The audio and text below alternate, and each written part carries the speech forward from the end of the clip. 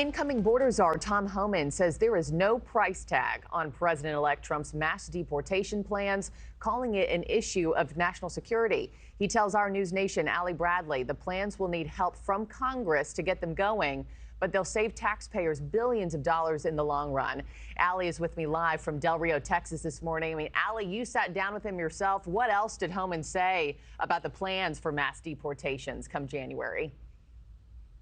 Yeah. Hey, good morning, Markie. So we know those mass deportations are going to start on day one. And according to the border czar, there may not be any safe places to hide.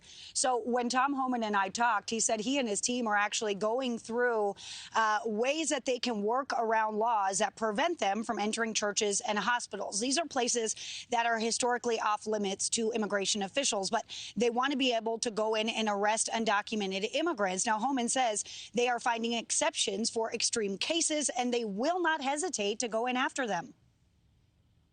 We're looking at the policy now, but there are exceptions to that policy even as it exists, especially if it concerns a significant public safety threat or significant national security issue. There are waivers that people can go into those sensible locations. We're looking at the sensible location policy yet, not done, working on it, but we'll see where it comes out. While Homan says that the sanctuary jurisdictions do make it a little more difficult and create some roadblocks, he says that they are not going to stop the administration from carrying out their mass deportations. He says by supporting sanctuary policies, they're only inviting more arrests. Take a listen.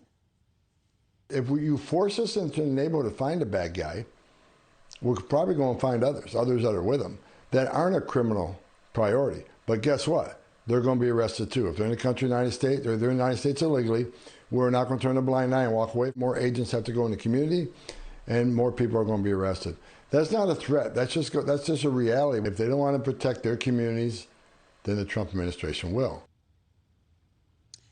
Okay, so Markie, right now there are currently 13 states across the U.S. that have sanctuary policies in place.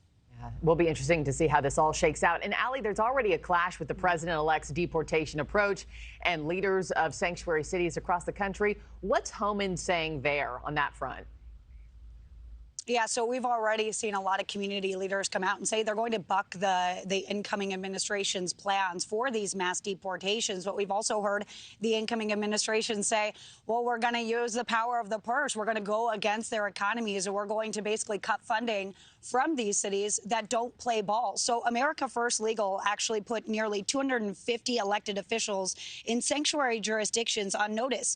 They notified them of the legal consequences for interfering with or impeding federal law enforcement and for intentionally concealing, harboring, or shielding people that they're looking to remove. Now, these consequences are not limited to public officials. Anyone who violates these laws is going to face ramifications, according to Homan. We will prosecute the subject who has violated that law. Now, again, that's something the U.S. Attorney can work out, but we have laws on the books that we're going to enforce if we need to.